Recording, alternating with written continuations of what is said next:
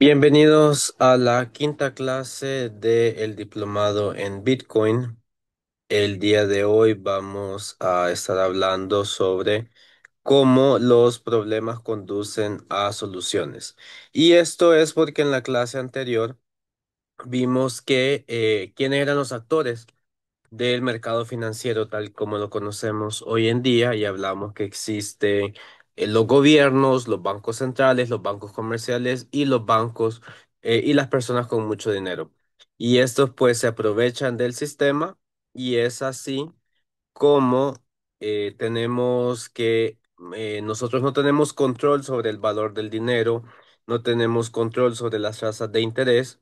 Entonces vamos a ver cómo es que un grupo de personas ha buscado soluciones a estos problemas que están en el em, mercado actual. Entonces vamos a comenzar con una frase de James Garfield, que fue presidente de Estados Unidos, que dice que quien controla el volumen de dinero en nuestro país es el dueño absoluto de toda la industria y el comercio. Cuando te das cuenta que todo el sistema es muy fácilmente controlado de una forma u otra por unos pocos hombres poderosos en la cima, no necesitarás que te digan cómo se originan los periodos de inflación y depreciación. Entonces, básicamente es que hay un grupo pequeño de personas que tienen el poder sobre, o sea, que tienen la capacidad de controlar la política financiera de los países, restringir el acceso del dinero a ciertas personas, y esto es lo que provoca la inflación y la depresión en los mercados, ¿no? Entonces, hay un grupo de personas que a lo largo del tiempo, pues, que ha visto esto como un problema y ha dicho, esto hay que solucionarlo. Entonces, los problemas que nosotros vamos viendo a través del tiempo es que está la inflación y la inflación es algo que si le preguntan a cualquier economista, existe a través del tiempo, ¿no? Y siempre ha habido inflación y siempre habrá inflación. Entonces, el material, bueno, nos dice que hay algunos em, efectos sobre la inflación. Entonces, vamos a ver los ejemplos. Básicamente, pues aquí vemos eh, el balance de una persona que ha dicho yo no yo quiero tener control sobre mi dinero, quiero llevar registro de todo lo que yo he hecho, ¿no? Entonces, en el 2023, a inicio de año, tiene $1,600. De esos $1,600, tiene que pagar $800 de resta, o sea, de renta. O sea, eso sale de su cuenta bancaria y paga la renta. Le quedan $800. Luego debe comprar la comida del mes. Gasta $100 en la comida del mes. Le quedan 700. Él trabaja a tiempo parcial, ¿no? Entonces, el 15 del mes recibe un cheque por $500. Ahora tiene $1,200. Luego paga la gasolina del carro, son $350. Y finalmente $150 en los libros de estudio. Bueno, entonces le quedan $700 al final. El problema es que él asume que todos los meses él va a tener un flujo así, o sea que le van a estar sobrando $700 cada mes porque ya ha visto cuáles son sus gastos, cuáles son sus ingresos, pero el problema es que mientras nuestros ingresos normalmente se mantienen estables, todo va subiendo de precio. A eso se le llama inflación. Entonces, hay varios analistas financieros que han hecho un ejercicio como el de esta imagen. Dicen qué es lo que se puede comprar con $100 en 1956.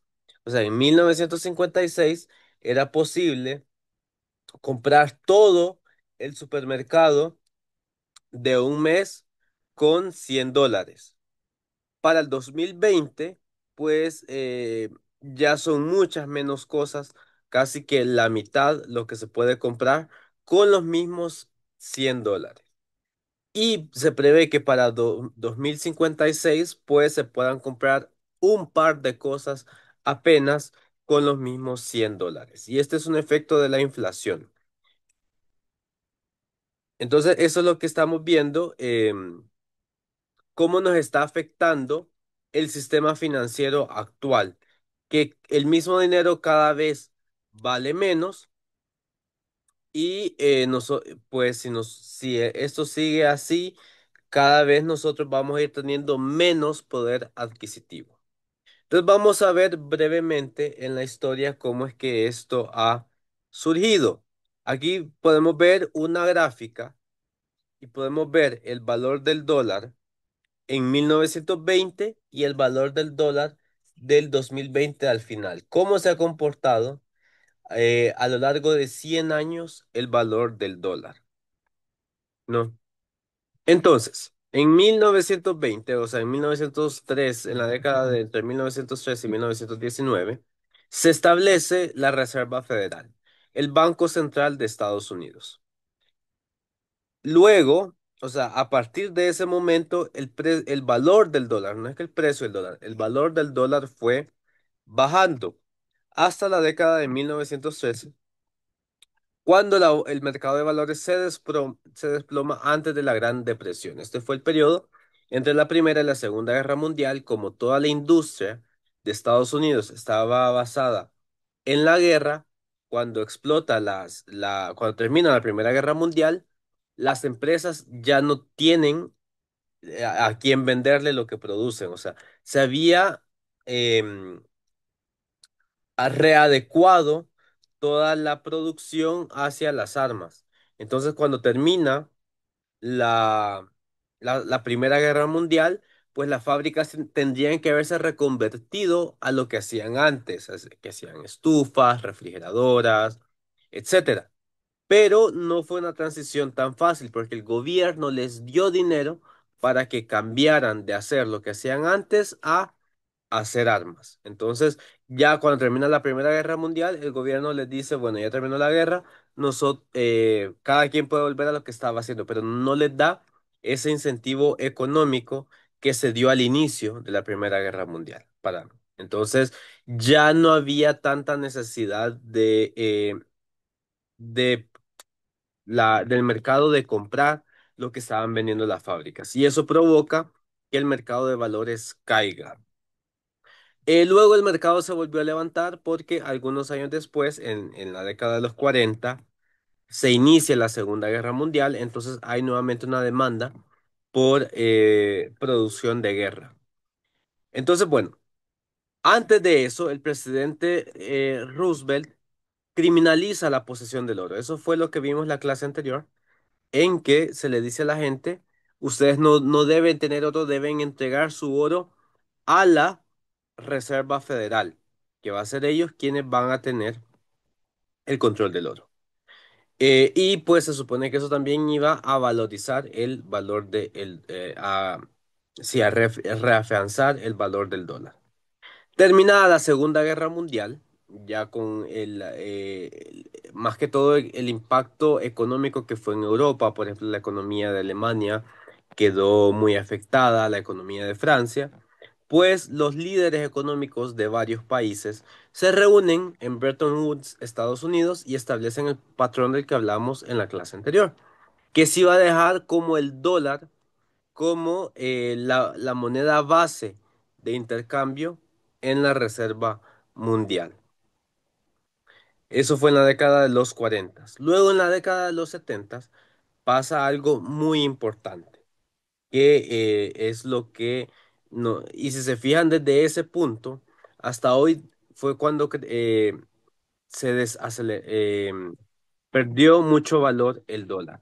Se abandona el patrón del oro y las monedas ya no están vinculadas por el oro. Antes, cuando surgió el papel moneda, surgió como una solución a que la gente tuviera que andar cargando oro y plata para poder realizar sus transacciones comerciales. Entonces, durante mucho tiempo se decía que lo que respalda el valor de una moneda, ya sea lempiras, dólares, etcétera, es su reserva de oro, ¿no? Pero Estados Unidos dice en la década de los 70 vamos a abandonar este modelo. Ya en el valor del dólar no va a depender de las reservas de oro que tengamos. Bueno, en un primer momento lo que hizo Estados Unidos es que vinculó su moneda al petróleo, a las reservas de petróleo que tenían. Entonces le empezó a conocer como petrodólar, porque ya no estaba respaldado por oro, sino que estaba respaldado por petróleo. Pero a través del tiempo, pues las reservas de petróleo de Estados Unidos también fueron disminuyendo. Entonces, desde ese entonces, ya no es ni el oro ni el petróleo lo que respalda el valor del dólar de Estados Unidos, sino que simplemente es la confianza que tienen los mercados de que la economía de Estados Unidos es una economía estable y vamos a confiar en el dólar para realizar nuestras transacciones internacionales, porque es una moneda estable que es respaldada y que sobre todo que es aceptada a nivel global. Entonces, esto es muy beneficioso para Estados Unidos porque su moneda tiene valor, no porque tengan oro, no porque tengan petróleo, sino simplemente porque la gente confía en el dólar. Luego, ya en este siglo, pues comienza la flexibilización cuantitativa en respuesta a la crisis financiera, o sea, esto es en 2008 que el gobierno de Estados Unidos da dinero a los bancos para que no quiebren después de que revienta la burbuja inmobiliaria de 2008. Y en 2020 ya vimos que la masa monetaria estadounidense creció en 3,8 miles de millones en 2020. O sea, que el 20% de los dólares que se han creado en la historia fueron creados en la última década. Entonces, eso es lo que ha provocado que el valor del dólar vaya cayendo y pues que un dólar ya no valga lo mismo que podemos ver eh, a lo largo del tiempo. Entonces, veamos, ¿qué se podía comprar con un dólar a lo largo de todos estos acontecimientos? En 1913, con un dólar se podían comprar 30 barras de chocolate. En 1929, con un dólar se podían comprar 10 rollos de papel higiénico. En 1933, con un dólar se podían comprar 10 botellas de cerveza. En 1944, con un dólar se podían comprar 20 botellas de soda. En 1953, con un dólar se podían comprar 10 bolsas de pretzels. En 1971, un dólar podía comprar 17 naranjas. En 1987, un dólar podía comprar dos crayones. En 1997, un dólar podía comprar cuatro uvas. En 2008, dos limones. Y en 2020, un dólar puede comprar un café servido. Entonces, el valor que tenía el dólar en 1913 era equivalente a 26,14 de dólares de 2020. Entonces, si se fijan,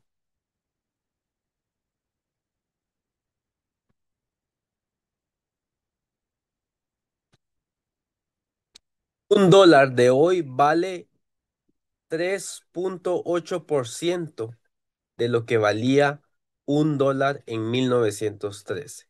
Entonces, claro, esto es la inflación y la devaluación. Entonces, es un problema. Y aquí pues vemos una lista de gastos que tenía una persona en 1938, o sea, cómo eran los precios en 1938. Esto para reforzar el hecho de que el dinero valía mucho más antes. Y a la izquierda, pues tenemos un cuadro. Recuerdan al inicio que vimos una persona que quería ser ordenada y llevaba a registrar sus gastos. Y dijo, bueno, con esto yo puedo vivir con estos gastos porque ya los tengo ordenados. Pero si se fijan de un año al otro, la renta le pasó de $4.000 a $4.500. Lo que consumen en comida le pasó de $2.000 a $2.300. Y lo que gastaba en sus necesidades básicas pasó de gastar $4.000 a $4.200. Entonces, eso ha llevado a varios problemas. O sea, por ejemplo, saben que en Honduras existe una ley de salario mínimo que dice que el salario mínimo debe revisarse todos los años para asegurarse que los trabajadores pues ganen lo suficiente como para poder cubrir una canasta básica. Entonces, en la medida que el dinero ha ido bajando, pues las personas vamos buscando una forma en cómo nos veamos recompensados por nuestro esfuerzo. Y después de la Segunda Guerra Mundial, muestran los estudios que en Estados Unidos las personas con un trabajo podían vivir. Y pues con lo que iban recibiendo en ese trabajo cubrían todos sus gastos. Pero sucedió que a través del tiempo, como el dólar iba perdiendo valor y las cosas iban subiendo de precios, las personas o se esforzaban más, trabajaban más, buscaban más empleos y eso les iba ajustando para cubrir su gasto. Pues eso fue más o menos así hasta en 1972. O sea, las personas decían, si yo soy más productivo, puedo ir donde mi jefe y le puedo pedir un aumento para poder cubrir mis costos. Pero ahora sucede a partir de 1972 que las personas cada vez se siguen esforzando más, van siendo más productivas. Sin embargo, relativamente la compensación se ha mantenido estable. O sea, que las personas por más que se esfuercen, por más que trabajen, eh, no van recibiendo más compensación. El pago que reciben no es equivalente a sus esfuerzos. Entonces, vamos viendo que son varios problemas los que se han ido juntando, comenzando desde finales del siglo XIX.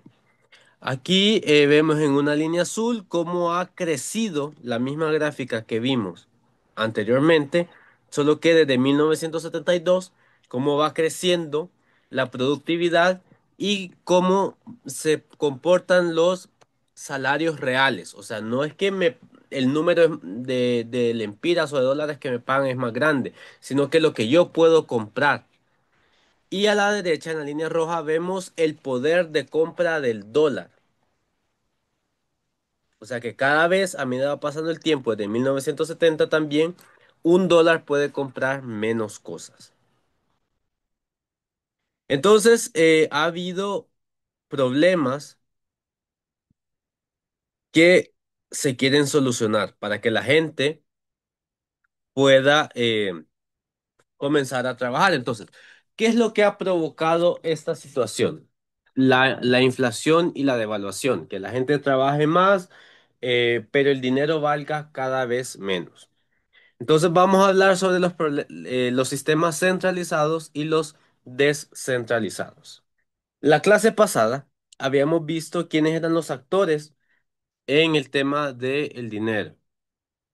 Em, Vimos que están los gobiernos centrales, los bancos centrales, etcétera.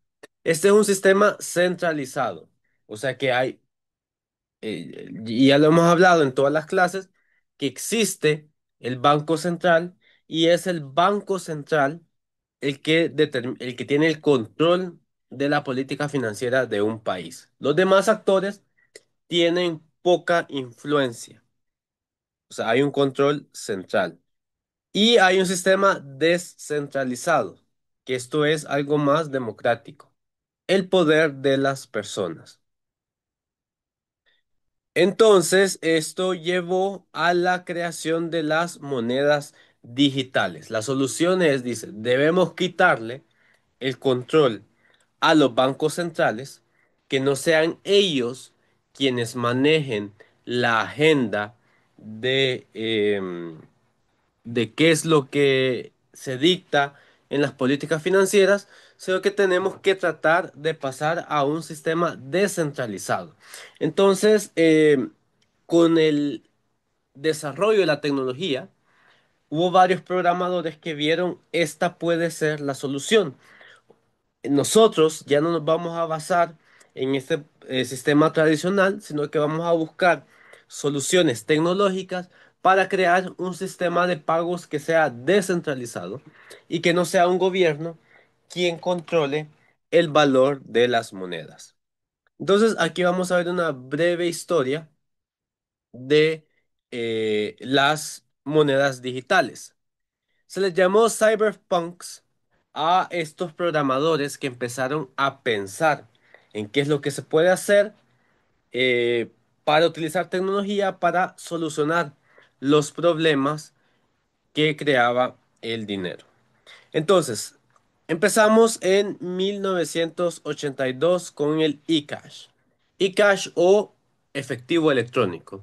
Este que fue creado por David Trump y fue el concepto más temprano del dinero electrónico y se enfocaba más en la privacidad y basado desde ya de 1982 en la criptografía. La criptografía pues es algo que está en código, que es difícil de descifrar, y él se basó en la criptografía porque su enfoque era en la privacidad. Y la limitación más grande era que requería de una autoridad central, lo que generaba preocupaciones sobre un único punto de falla y una posible censura. O sea, tenía básicamente el mismo problema que tiene el sistema del dinero.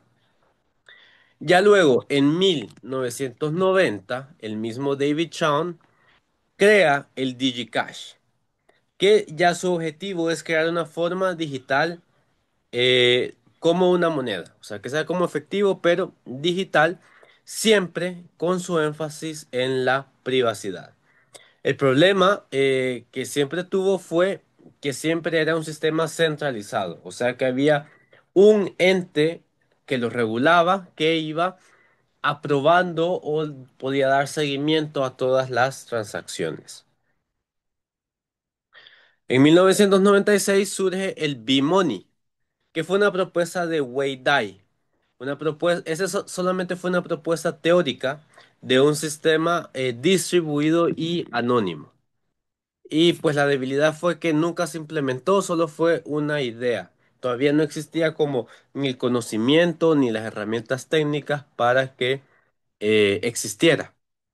Luego surgió el Hashcash en 1998, que fue desarrollado por Adam Black y era también un sistema de prueba diseñado para limitar el spam en el correo electrónico y los ataques de generación de servicio. Em, y esto falló porque no abordó directamente el problema del doble gasto asociado con las monedas digitales. O sea, cuando vimos en la clase las tarjetas de crédito, vimos que las tarjetas de crédito cobran una comisión. Eso no se solucionó con el Hashcash. También el mismo año surgió el Bitgold, que este fue propuesto por Nick Szabo y era un sistema de moneda digital descentralizado y todavía estaba en pruebas, o sea, se quedó más en una idea conceptual también, así como el B-Money. Y ya en 2004, pues se propone el e-Gold, que era una moneda digital centralizada respaldada por oro físico, o sea, la idea que tenían las monedas hace 200 años que las respaldaban eh, minerales como el oro. Entonces era simplemente oro digital, en teoría, ¿no? Básicamente. Pero no tuvo éxito por problemas legales y 5 años después tuvo que cerrar. Y pues bueno, estas fueron las primeras soluciones, las primeras propuestas de soluciones.